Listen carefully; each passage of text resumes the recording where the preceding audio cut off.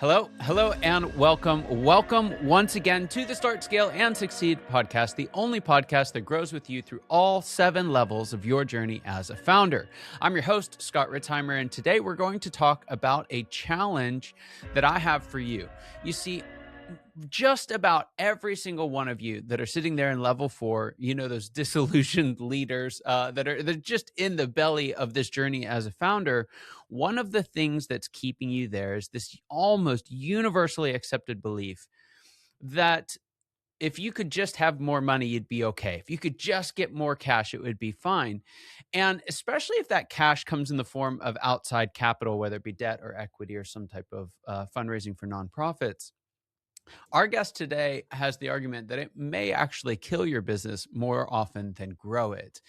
And so if more capital isn't the answer, well, what is? Fortunately, he's not here to just show us the problem, but to show us a way forward. With us today, we have Yarin Gaon. I think I said that right. I'm trying real hard here, but he is awesome. Excellent. He is here to show us the way. Yarin is an entrepreneur turned investor with a proven track record of founding, scaling, and exiting companies. He launched his first company at age 14 and went on to build Israel's largest e-commerce platform for military goods, which he later sold before relocating to the U.S. Welcome to the U.S. of A. Thank you. He served as an entrepreneur in residence at a venture capital firm where he specialized in turning around distressed startups. With an MBA from Tel Aviv University, and time spent at Kellogg School of Management, Yarin now helps growing companies mature into strong cash flowing assets. Yarin has mentored over 400 businesses through SCORE and the University of Chicago's Polsky centers. Here with us today. Yarin, welcome to the show. I want to start off with this line that jumped off me. You have this, I don't know if you would call it an online book. I don't really know where Notion fits in the world of things these days. It just kind of does everything, but it's a really, really cool interactive resource. And as I was going through it, this line just jumped out off the screen at me. And it says, giving capital to an unclear business is more likely to destroy value than create it. Now, that's a pretty contrarian take for business and nonprofit worlds, quite interestingly, where founders think that they know what to do. They just need more money to break through. Why is that not true?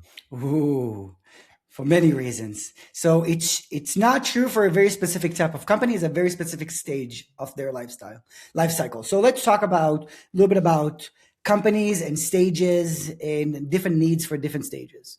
So as companies grow, you start with what I call the hustle stage, right? It's all about 0 to 1, 0 to $2 million in sales. It's all about saying yes to stuff. Yes to more customers, yes to more channels, to more revenue streams. It's not just about yes, you're trying to find what works, right? So you're really opportunistic about it. And that's a method or a growth method that I call growth by addition, right? The idea is what else can I add and how can I generate more revenue? What happens is, as companies grow and find some success or some traction or some product market fit, what happens is they try to emulate that mindset as they grow. So they try to grow by addition. So they try to add more customers and more type of customers, more type of products, more type of channels. And what happens is it becomes extremely complex to manage. And they basically end up building a very, very wide business model that is very hard to manage and very expensive to scale. So if you take capital, if you take money or an investment, either it's equity or debt, and you say to a $5 million company that serves multiple different type of customers with multiple different types of product and say, here's $5 million, go scale this. What usually happens is they burn that on, they lit this on fire because it's an extremely hard business model to scale. So a different version of doing this is, instead of growing by addition, is to transition to what I call growth by subtraction. And growth by subtraction is a model, not forever, but until you get to, every company is different. Let's say $20 million in sales. When the idea here is, let's find the 20% that produces really 80% of profit, not revenue. Let's find the core engine of this business, the stuff that we do extremely well, the type of customer that we know how to serve extremely well, and tighten the business, tighten the business model. And once you have a super tight business model, then cash become accelerant, right? It's the idea, let's build the machine and then put the gas inside the machine to make it go faster. But if your machine is not tight enough and you bring gas, you just lit up on fire. I hope that analogy made a little sense. Yeah, it's great. I think what makes this so hard is the timing piece of this that you opened up with, because maybe you don't agree with this, but I think you can do that too early before you really know who the right customer is or what the most profitable revenue stream is. And so, two groups of people will hear this. There'll be the folks who apply it too soon, and then there's the folks who haven't applied it yet and should have. So, first, do you agree with that? Is there a time for that hustle stage? Is that actually appropriate for the early parts? And if so, at what point does that scale tip? How do you know that it's time to change tack? So let's start by saying there's definitely a room for the hustle. Right? That is how you get a business off the ground. That's the 0 to 1, 0 to 2. It's how you validate that there's demand for your product and services.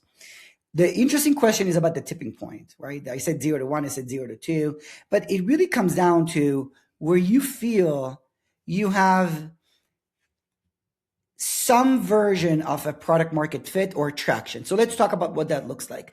Usually what it looks like is there is one side of the business that we know is predictable and generating cash flow consistently. Or there is a type of client that we see that we are able to attract when consistency comes into place, right? When there's some side of the business that is clearly working. The inclination of founders is to say, okay, something is working, great. What else can I do? So they abandon the core and they ask, okay, so this is working great. What else can I do? What other customers can I do or can I serve? That is the trap, right? Instead of saying, okay, I'm a $2 million company, I'm a $1 million company. I'm still in my infancy, really, especially if you're serving customers in the US. You're so small. You haven't really captured any market share. That is the point where you make or break. So you either say, okay, I'm just going to kind of say yes to everything and be opportunistic, or I'm going to treat this as, okay, I found something that works. That would be my version 1 or my first version of my business. Now, if I really want to grow profitably, I need to make a shift. So I need to design the version 2. And the key here, if you get anything, version 1 of your business is not necessarily the version that is worth scaling. Not everything that you've built so far is worth scaling. There is a pause moment that if you have it, allows you to really scale the most profitable parts. And if we talk about this is important because there is a difference between scaling revenue and scaling profit. And a lot of people get this confused, right? Scaling revenue is all about saying yes to sales. Right? But you know better than I do, Scott, that not all sales are created equal, and profit is the average of all of your activities, right? Some bring a lot of profit, some take away from profit. So if you change your mindset from I want to grow to be a $10 million company, which is a vanity metric because it's based on revenue, versus I want to be a $2 million net profit company, start making different decisions. Yeah. Yeah. One of the other aspects of this that I find challenging, and some of our more astute listeners may be connecting the same dots, but we've had several folks who've come on who've talked about addressable market and for some types of businesses, $1 to $2 million may be market saturation for things that are brick and mortar, very localized. If you're a hair salon or something like that, you've got a single location, and so how is it that you go about continuing to grow when you are bumping into either a perceived or a real barrier on your existing market? Okay. Let's take an example of the salon. Let's just take that as an example. So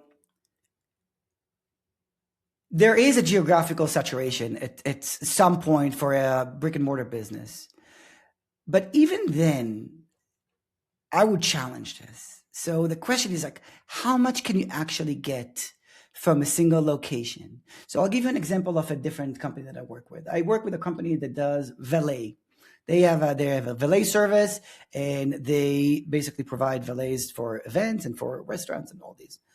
But what happens is they try. So as they went through and they grew, the first inclination was to expand geography, right? To expand to different territories or to different markets.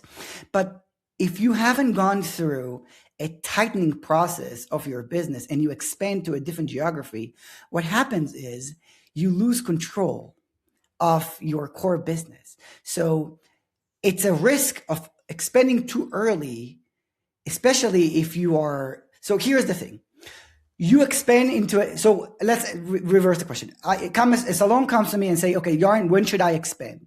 When should I expand geographically? When should I start a new location? And my answer would be when you have a super tight model, when you know exactly what you need to do and your entire model is super tight and you know exactly how you acquire customers, convert them, produce an amazing experience and make sure they come back. When your business is tight, take that model, copy paste it to a different geography. But what happens is 9 times out of 10, those models are not baked. So they see revenue, but the model itself is not baked. Maybe they're not retaining enough clients. Maybe their acquisition method is still not really tight. And when they try to copy paste this, they just create complexity in a market that they are not in. Did I resonate? Yeah. Yeah, no, it's really good. It's the opposite of that. What I see most folks do is we need more revenue next year to keep growing. So how do we get more revenue? Well, let's go add another location. And I love this this somewhat it's not myopic, but this somewhat inward looking approach of saying, hey, what is the model that we're trying to reproduce? Not just how do we create more revenue. That's such a brilliant insight.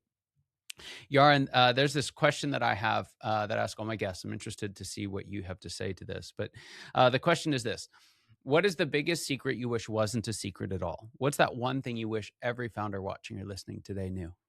Yeah. Profitable growth is not magic. And profitable growth is a result of making better profitable decisions. So that is why I built what you call the Notion. It's a system, right? It's called the growth decision canvas, iterations throughout time, growth decision canvas. And what this says, it's basically all of your growth decisions on one page. And I built this because I wish I had it when I ran my companies. So it's the version, it's helping you design the version 2 of your business that is worth scaling.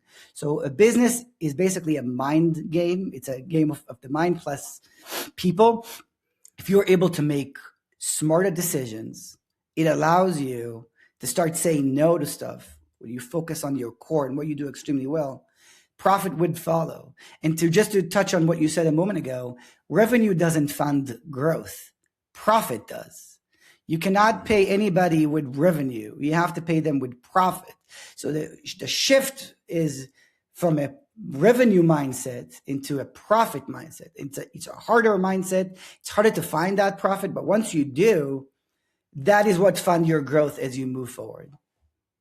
Yeah. Yeah. That is so good. That is so good. Such a big shift, but an important one for folks to make. Yarin, I know there's folks listening and it's like, this is just changing their world and their mindset. They'd love to hear more, get access to some of the resources we've even talked about today. Where can folks connect with you and find out more about you and the work that you do? Yeah, you go to canvas.fractional.partners. The canvas and the tools are publicly open. So it's a DIY system. You can do it yourself. You don't even need me. I help companies that want help going through the process. But take the first step is to identify what your growth bottleneck is and what decisions you haven't made explicit. If you're able to identify that and we can solve for that, so we can start tightening the business, right? Where have you not focused? Are you serving too many clients? Are you doing too many products? Are you trying too many campaigns? Where exactly is the leakage happen? And then it walks you through a process of how to focus. And focus is profit. Very good. Very good. Well, Yarin, that was an absolute privilege having you on today. Fascinating conversation. I know you got some folks thinking. I know you did for me. So thanks for being here. We really appreciate your time. For those of you watching and listening, you know that your time and attention mean the world to us. I hope you got as much out of this conversation as I know I did, and I cannot wait to see you next time. Thanks for having me, Scott. Hey everyone, Scott Ritzheimer here. Thank you so much for listening to the Start, Scale, and Succeed podcast. I hope this episode gave you exactly what you need for the level you're in right now. If you want to discover what level you're in, take our 10-question Founders Evolution quiz for free at foundersquiz.com. That's foundersquiz.com. It'll pinpoint exactly where you are and give you tailored tips to move forward and reach that next level in your journey as a founder. If you got something out of today's episode, don't forget to subscribe, rate, or review. It helps us reach more founders like you, and let's be honest, it means a ton to me, my team, and all our incredible guests. So keep starting, scaling, and succeeding, and I'll see you in the next episode.